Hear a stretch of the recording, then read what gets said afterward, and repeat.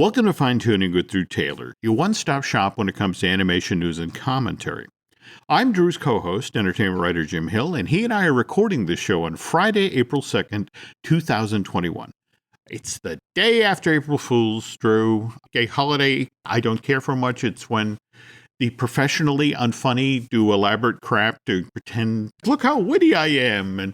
But no fooling, you came across some big news that is not an April Fool prank, right? It is not an April Fool prank. I mean, it's kind of a April Fool prank on all of us that bought Raya and the Last Dragon on Disney Plus, in a way. Okay. Because today, out of the blue, seemingly, they released Raya and the Last Dragon and the short film on digital platforms today. So wait a minute, this includes the short? It includes the short, and it includes a bunch of deleted scenes and special features, including one that was shared on Slash Film that appears to be a version from before the big director switchover.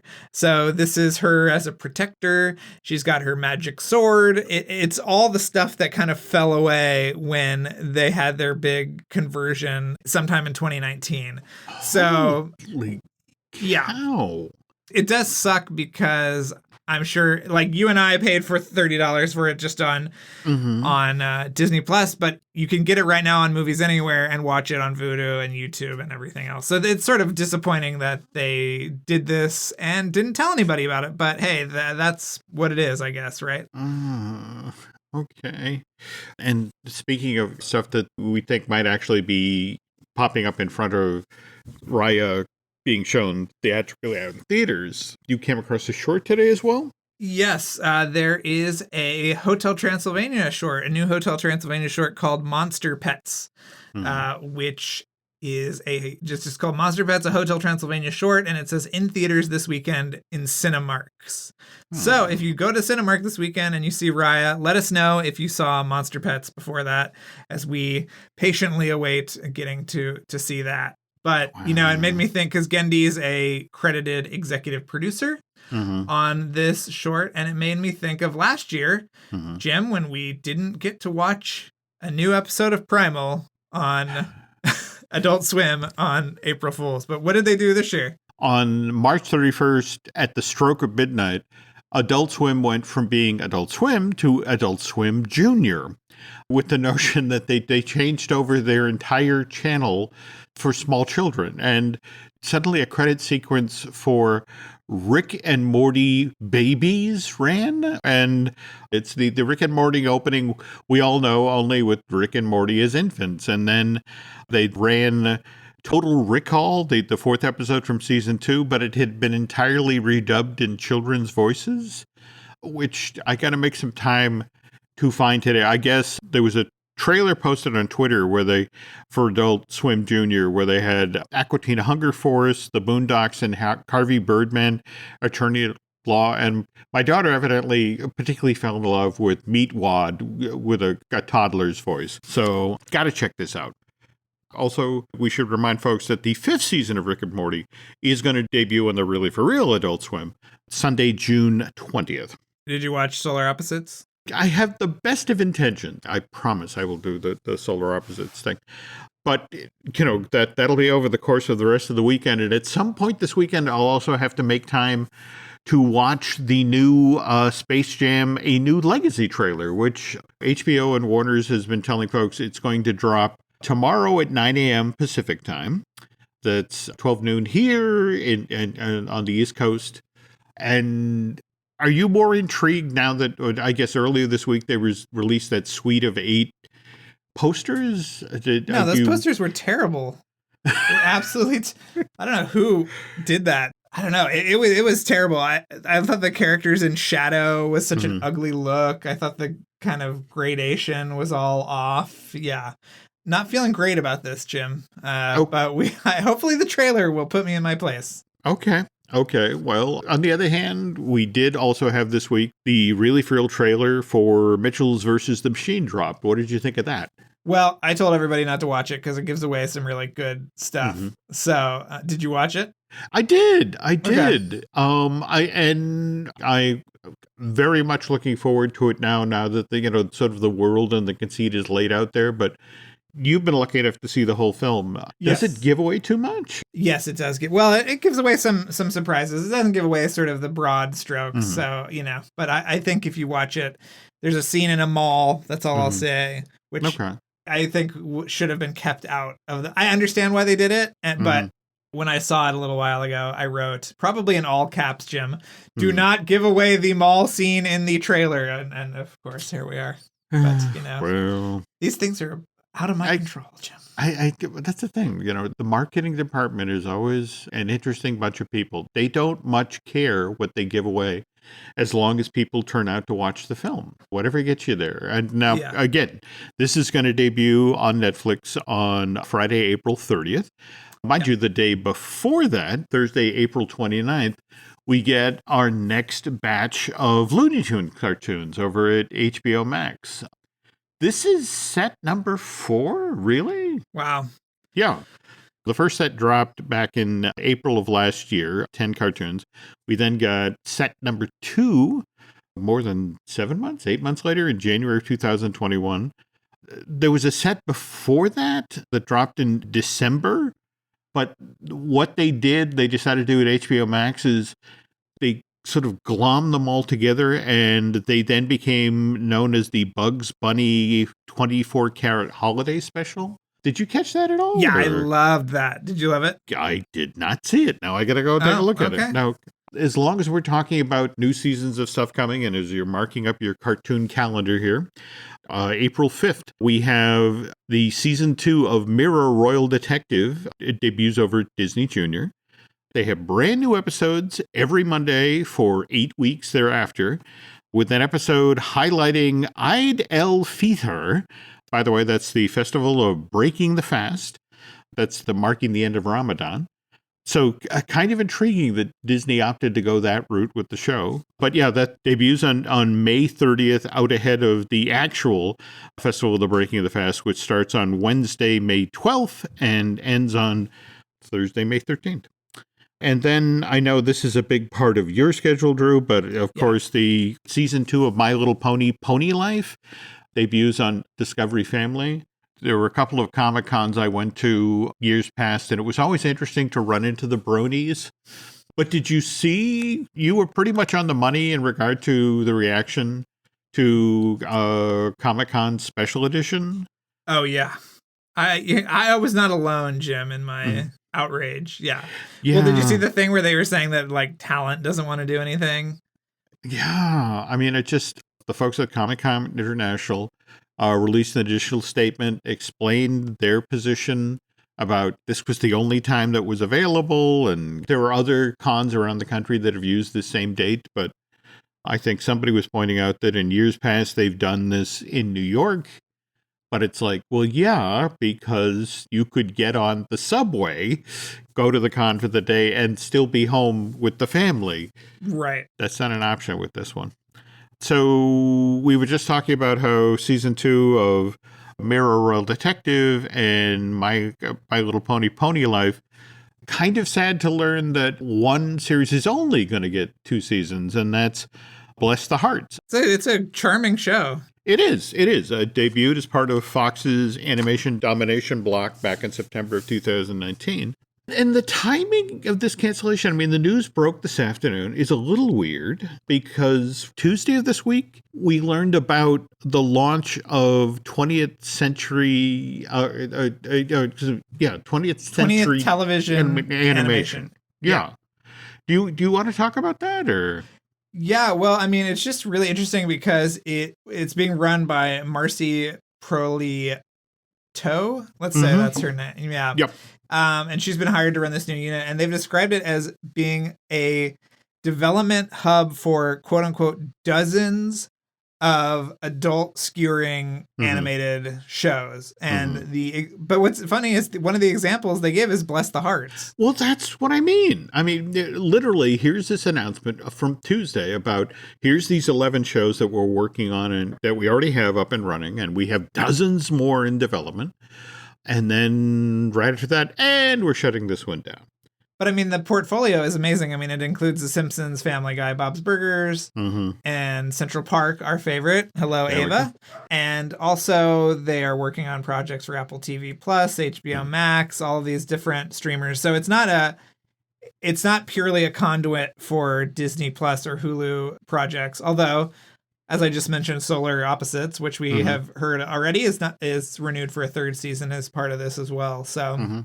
Marcy looks like she is the right person for the job. There's the story here as part of the thing of the trades that I guess her first job out of college was she was the assistant to the head of production on The Simpsons. She had joined the show in its sixth season and has since worked on every other Fox animated property. Her resume at this point, she has worked on over 2,400 episodes of animation on 22 different shows. So it's like probably the right person to be riding herd on this effort. Yes. 20th century television animation is going to have some competition like Stupid Buddy Studios.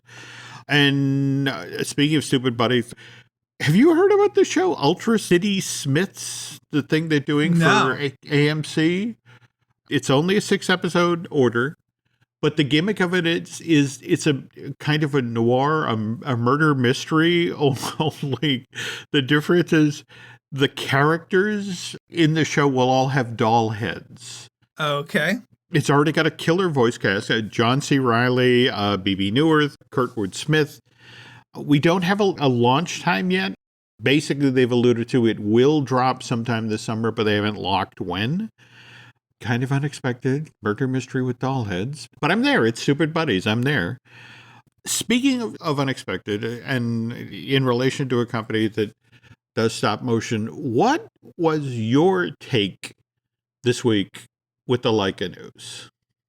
Well, the Leica news that they're going to be moving into live action with an upcoming novel called 17 by John Brownlow, which was described as a YA novel in some reporting. Did you see that? And Yep. Yeah, it's very weird. But I also pointed out to you that it's not a Travis Knight movie either. They're just developing it. I guess it could be.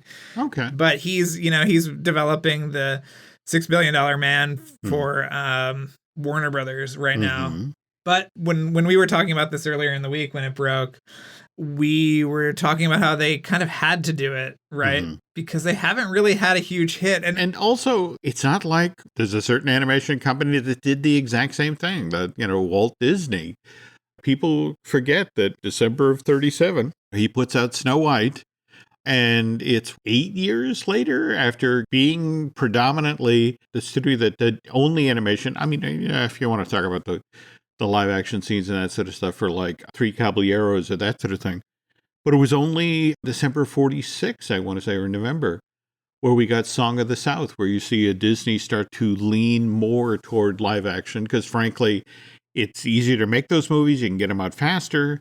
And I think jump ahead to 1949 with Treasure Island was the first really for real full-length live action film without any animation in it. So Leica, who did strictly animation for 10 years and I want to say 5 months or thereabouts between Coraline and Missing Link, actually hung in there longer than Walt. So, and again, there's no shame in doing this. You work that hard, you work that long, and for them to also get into the YA field, I mean, between the Hunger Games and Twilight, there's a lot of money you can make off of being in the young adult field. So we'll see. Well, I mean, I remember I was at Leica for a press day for Box Trolls when they were still in production. And I remember we had a lunch where it was just a very casual lunch, but Travis was there. And I just sort of point blank asked him, how long can you keep doing this? Because these movies are expensive and they don't really make any money.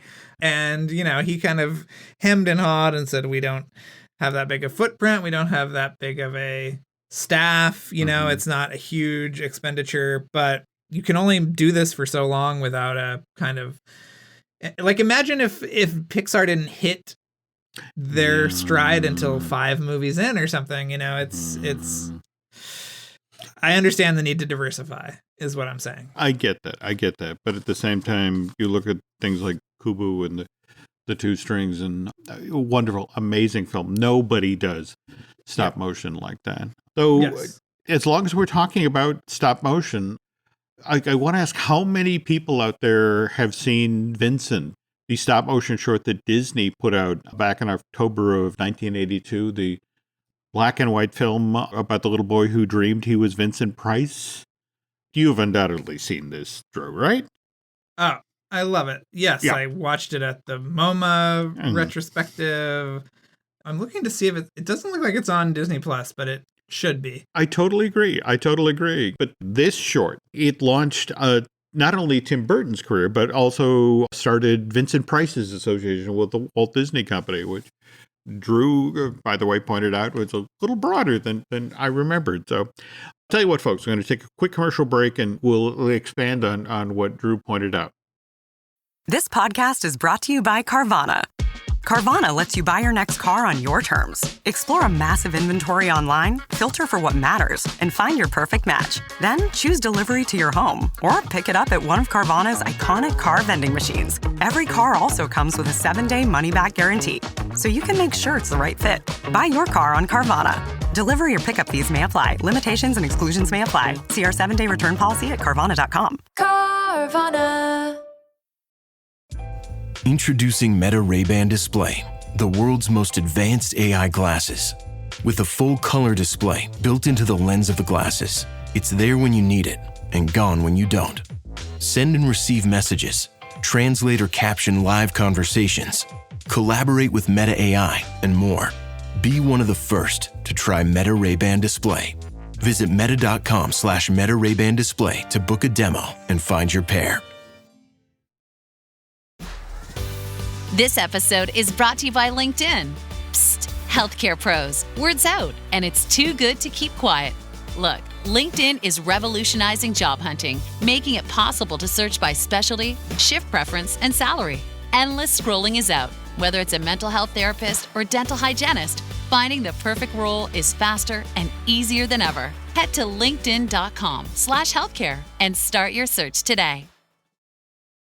Before we get started on the feature, Drew and I have been pretty point blank about the fact that we are big fans of Gennady Tartakovsky's Primal. Super fans, Jim. Super fans. Okay. Which is why I was pleased to share this info that the Blu-ray and the DVD of season 1 is finally coming out.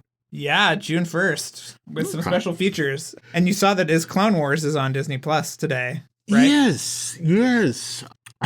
I'm still trying to kind of wrap my head around that, because at one point there was actually talk of showing those in theaters to sort of act as a bridging agent between Attack of the Clones and Revenge of the Sith. Yeah, they were going to show the last one of the second set before Attack of the Clones. What's weird is on Disney Plus, they've just grouped them like in hour-long chunks, so you could just watch the first group and the second group, which is kind of a bummer. You can't go individually, because as you and I know, the Mace Windu episode is one you've got to go back to again and again. But it's better to have it than not, right? And also Ewoks. Okay, well, let's not go that far. I'm a diabetic. I can only watch so much Ewok. And better to have than not. We just lost a SpongeBob in the past week. Did you see this story about the quarantined crab episode? It has been pulled from the inventory supposedly because it's been deemed insensitive during the pandemic. Oh, no, I saw that they pulled the Panty Raid episode, which is the home of many SpongeBob memes, which I thought was kind of funny. Okay. But no, I didn't hear about this. Yeah, this is the episode where the health inspector finds a case of clam flu has broken out at the Krusty Krab, and so all the patrons are then quarantined in the restaurant, and hilarity ensues, and evidently not so funny anymore. So it'll be interesting to see if this one gets folded back into the inventory when COVID is way in the rearview mirror. But while we're looking in the rearview mirror, for the past, I want to say 4 or 5 weeks, Len Testa and I over in the Disney Dish podcast have been doing the history of the Twilight Zone Tower of Terror. And on one of the recent episodes, we talked about how there was this period of time where the Imagineers were toying with having Vincent Price be the host of the attraction. And this was during a period when the storyline was about a silent film director who went mad, and he's the one who cuts the cable on the elevator and makes it fall. They envisioned Price as the voice.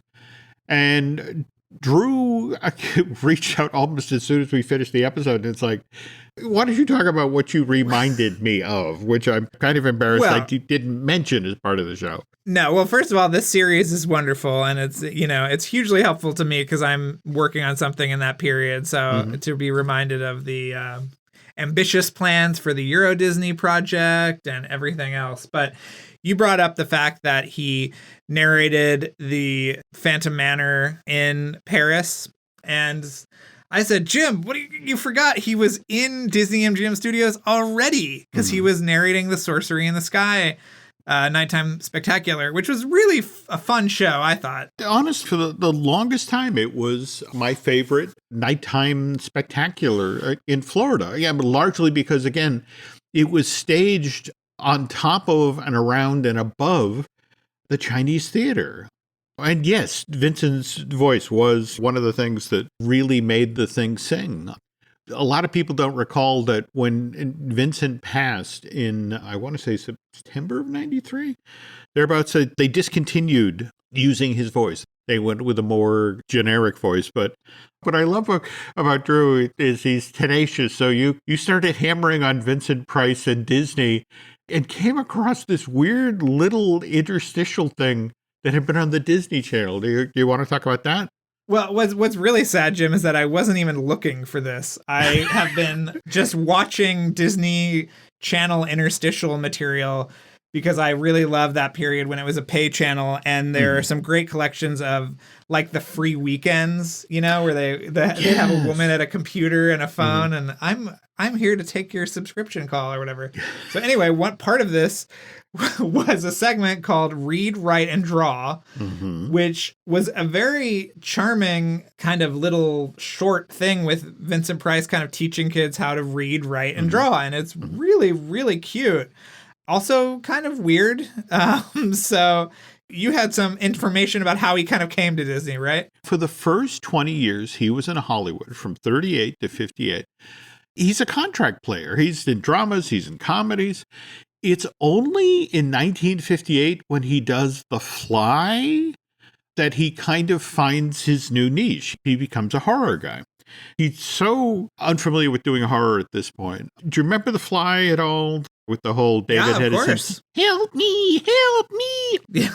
There's the end scene where it's Vincent Price and Herbert Marshall, and I think they're outside in a park on a bench. And the thing is, they're both sort of staring straight into the camera as they do their final scene. And it turns out there's a reason it was staged that way, that they initially staged the scene and they couldn't get through it without breaking up laughing, because it's like, oh God, this movie is so dumb, and I'm glad I'm getting paid, but this movie is terrible.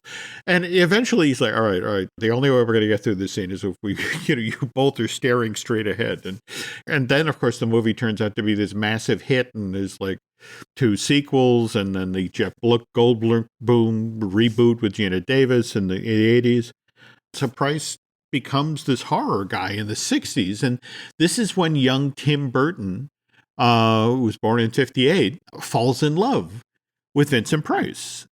You know the story, Drew, but how he ends up at Disney and coming out of CalArts and is the quote unquote weird guy. And one day Burton comes to Tom Wilhite, the then head of Walt Disney Studios, with this idea. He's written a poem called Vincent, which again is about Vincent Malloy, the little boy who thinks he's Vincent Price. And Burton wants to do this as a stop motion film. But Wilhite is looking at it and saying, well, it's charming, it's fun, but I don't want to get sued by Vincent Price. So the only way this thing is going to happen is if Vincent Price signs off on it. So Tom Wilhite arranges for the manuscript to be sent to Vincent Price. And literally, it's like Vincent Price is holding Tim Burton's career in his hands. If he says no, this film doesn't go forward. And if this film doesn't go forward, think about it. We don't get Frankenweenie. We don't get Pee-wee's Big Adventure. Batman. There you go. I mean, but to his credit, Vincent Price is both charmed and flattered. It's like, oh my God, a kid at Disney wants to make a movie about me. Sure, go ahead. And yes, I'll come in and narrate it. Wilhite gives him basically no money. As I understand it, it's Rick Heinrich. Is that the gentleman who? Yeah, I think he's credited as he might be a co-director on that one or something. Like he was very involved in Vincent for sure. As you're drilling down into your Disney Channel stuff, there's that Disney Channel showcase. That's the one where you get to see the work in progress of the early Roger Rabbit. Yes. Yeah. And at one point, don't they stop in and spend time with Tim and Rick? And I think they show some of Vincent while they're doing that, but aren't they working on that Hansel and Gretel done as kabuki theater thing for the Disney Channel? Yeah, the thing that was aired one time. There we go. That's it exactly. I love that. Again, a small group of truly crazy Tim Burton fans. It's like, yeah, we know. In fact, that was half the reason I went to the MoMA. Didn't they run chunks of that on one of the monitors in there? Or they did, and they also ran. Speaking of stop motion, they ran the stop motion tests for Mars Attacks. And all the Martians were going to be stop motion. That's right. Yeah. Well, anyway, you got to start somewhere. And in the case of Tim Burton, it's Vincent. And Disney gives Tim and Rick $60,000. And they have to get the whole film done for $60,000. And they have to have it done in just 2 months' time so it can be out in theaters in October of 82. And Vincent Price, it comes to Disney lot and records. And so who notices that Vincent Price is on the lot but Ron Clements? This is during the period where Ron is working on The Black Cauldron. He's the one who recognizes that this film is a combination of two greats, the Titanic and the Hindenburg, and he wants off. He wants some other project. This film's going to die, and it's going to take Disney Animation with it. So he goes to Ron Miller and convinces him, I guess they'd already licensed the film rights to the Basil of Baker Street book series. And Miller's like, okay, sure, go develop that as the follow-up to Black Cauldron. Supposedly, Ron sees Price on the lot coming and going to work on Vincent. And it's like, ooh, he might be an interesting guy for Professor Ratigan. And sure enough, that's what ends up happening. Now, mind you, again, you were talking about how Tim and Rick only got $60,000 to make Vincent. The story that Ron Clements tells was that, when he was, pitching Eisner about making Basil of Baker Street, it's like, well, we're going to need 3.5 years and we need $24 million and we can have this ready for Christmas of 87. And what was Eisner's response? You get half the time and half the money, and this needs to be in theaters by July of 86. So the fact that movie is as good as it is under those conditions is amazing. But yeah, he comes and records all the stuff for Professor Ratigan in 84, 85. And it's then the Disney Channel people literally say, hey, what's Vincent Price doing on the lot? And is he available? Are we working with him now? And this is where your read, write, and draw thing comes from. Right. Now he's in the mix at Disney, which brings us to Phantom Manor. And same thing. The Imagineers are like, wow, Vincent Price works at Disney now. We should get him for our new Haunted Mansion. And there's this wonderful story of him recording the dialogue for Phantom Manor in the spring of 1990. And the thing is that they spent 3.5 hours with him working phonetically on the French pronunciation of the script. And I guess it did not work out. He was replaced, right? Wasn't it? Well, yeah, ultimately they wound up with two different voices. On the other hand, when he went to do the English version, he knocked it out in 2 takes and everybody loved it. But as you mentioned, the attraction opens in April of 1992. at this point, it's just deemed that, all right, maybe that doesn't work. And I guess after about 3 or 4 months, they pull Vincent's voice work out of it. When they redid the Phantom Manor for 2019, it brought back his voice work. And now it's a dual track attraction. You can get the French, you can get Vincent Price. Though we should probably also talk about Nightmare Before Christmas, because Tim Burton back in 82 wanted, as his follow-up to doing Vincent, the stop motion thing, wanted to do Nightmare. Only this was the holiday special version, the half-hour long one that they were going to do. And his sale point to Disney is, well, look, if you look at How the Grinch Stole Christmas, that's narrated by a great horror voice. That's narrated by Boris Karloff. And we just worked with Vincent Price. We should bring him back. And for that management group at Disney, Nightmare was the bridge too far. It was just sort of like, no. But when Disney finally did decide they wanted Burton back, and they were willing to do whatever they could, so they greenlit Nightmare with Henry Selick. At this point, Burton reaches out to Vincent Price and wants him to try out for the narrator. And I think at that point, they were also looking at James Earl Jones. They were also looking at Don Amici. But at this point, Vincent, he's got emphysema, he's got Parkinson. I mean, what's fascinating to me is in the spring of 1990, here he is doing the Phantom Manor stuff. And they bring him in the fall to do the voice work or tryout for Nightmare. And his voice is starting to fall apart at this point. And so they default, Burton still wants him to be a part of it. So they have him record the first voice for Santa in Nightmare. I guess in the end, it was Henry Selick who made the call. He's listening to the tracks and it's like, this is a sad, old, weak Santa Claus. I don't know, that's a guy who could stand up to Oogie Boogie? Right. So they pull the tracks and, they're somewhere in the Disney vaults next to the Phil Harris stuff for Tailspin, I guess. But that same year is when Burton is also shooting Edward Scissorhands. This is when they kind of got the inkling that, maybe we have to be a little more careful with Vincent, because I guess the inventor initially had a much bigger part in the movie, but they shot his scenes last. I guess they shot all the stuff in Tampa with the neighborhood and all that early on, and then they shot the remaining stuff back in Burbank so Vincent could just come in for the day. And they just found out when they got him on the set, he's in rough shape, and they had to really collapse the part in a bit. I mean, he's still very, very effective in the film. Which brings us to your story, Drew, because you reminded me that for years now, there's been a story about what arguably, I guess, would be Burton's last collaboration with Vincent Price. Yeah, I mean, when Vincent Price died, Burton was making a feature-length documentary about their relationship, which maybe would have been distributed by Disney. Obviously, Ed Wood opened in 1993, excuse me. And the relationship between Ed Wood and Bela Lugosi is very much based on the Tim Burton, Vincent Price relationship. I did not know I think that he was... Oh, wow. Yeah. Oh, yeah. So... And that was released by Disney, by Touchstone. So, even though he didn't get his documentary out, I think that little bit of remove where he, it wasn't so sort of nakedly emotional and autobiographical. Mm-hmm. He put all that into Ed Wood, which I would argue maybe is Tim Burton's greatest film. So, I mean, he still kind of worked through those things in a different way.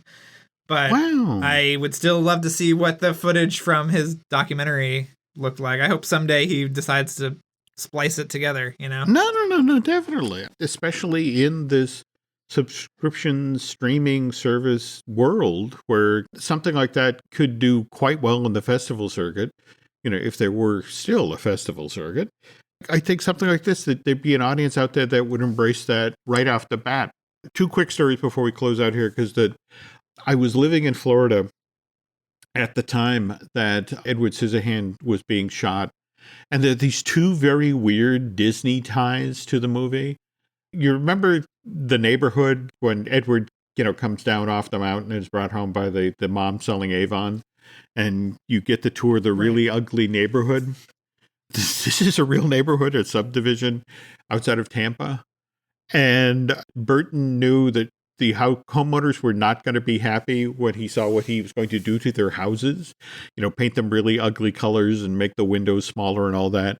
So he wanted them as far away as possible. So when they signed you to be, your house in Edward Scissorhand, it's like, oh, by the way, as a thank you, how would you and your family like to go to Walt Disney World? We'll put you up in a hotel over there. You're going to be, 90 miles away, so you can't drive home and check what we're doing to your house. So, those families all stayed at Walt Disney World for a couple of weeks while Edward Scissorhand was being shot.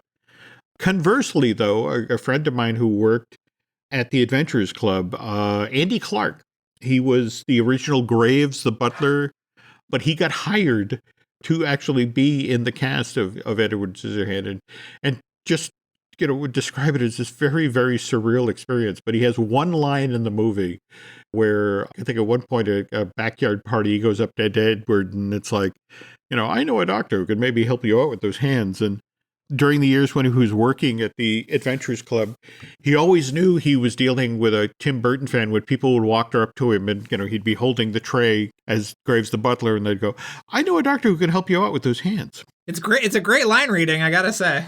Yeah, it is. But thank you, Drew, for bringing up the Vincent Price thing. Because, and again, I'm just embarrassed that I forgot about Sorcery in the Sky because it was so much fun. And you were pointing out that there was that 5-minute long window of time where, as part of it, they did that Rocketeer tribute. Yeah, with a guy in a real rocket pack, like the kind of you'd see at like a, Mike Tyson boxing match or something. But what was interesting was that the Rocketeer moment in that Nighttime Spectacular was based off of a deleted scene in the movie.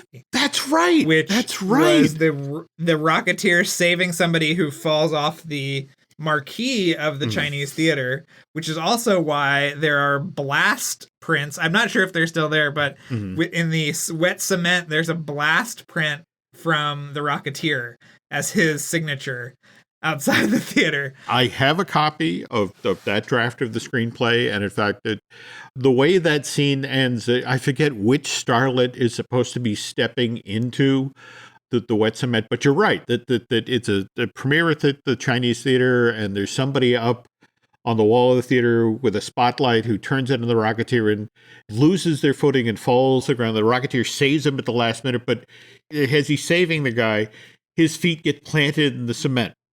And then he blasts off, and Sid Grauman, they actually have an actor playing Sid Grauman, immediately leans over and signs in the concrete, the Rocketeer. And you see this starlet get really upset because it's like, that's supposed to be my cement. And it's like, no, it's the Rocketeer cement. But now I'm going to have to go back and look for those blast prints. Yeah, I ordered the paperback of the novelization, so hopefully that will shed some light. I will look into that, and I'll hopefully it'll be here by the time we record next. So okay, yeah. Cool. And while you're waiting for our next recording, this isn't the only podcast Drew does. There's that wonderful trio of shows that you do: Light the Fuse, Light the Wick, and Light the Fuselage. So what's going on with those right now? We're still chugging along. We got a lot of great episodes. We've got some episodes with the guys that did the titles for John Wick, and they also did some subtitles for Ghost Protocol when Tom Cruise is figuring out how to speak English or what the translation is from Russian to English, and the subtitles kind of change on the screen from Cyrillic to English. So they did that. So we got an episode of Light the Wick and an episode of Light the Fuse out of these great guys from Filmograph, and a lot of big surprises for later this summer. I want to kind of keep it under wraps for now, but we've got some great shows coming up. So if you're at all interested in Mission Impossible, John Wick, or a certain aviation-themed Tom Cruise franchise, which shall remain nameless, check it out. Can't wait. Okay, well, we also have a few podcasts over here. I mean, we mentioned earlier Disney Dish with Len Testa. Likewise, Universal Joint with Dustin Fuse. On Monday, Aaron and I will be recording a brand new Marvel Us Disney. Tell you what, folks, if you could do Drew and I a favor, if you could head over to Apple Podcasts and rate and review not only the podcast you're listening to right now, Fine Tuning, but likewise Light the Fuse, Light the Wick, and Light the Fuselage. That would be very helpful. If you could go to Bandcamp and subscribe, that would help. You can find us on Twitter and Instagram as Jim Hill Media and on Facebook at Jim Hill Media News. Thanks for listening, folks, and we will be back soon.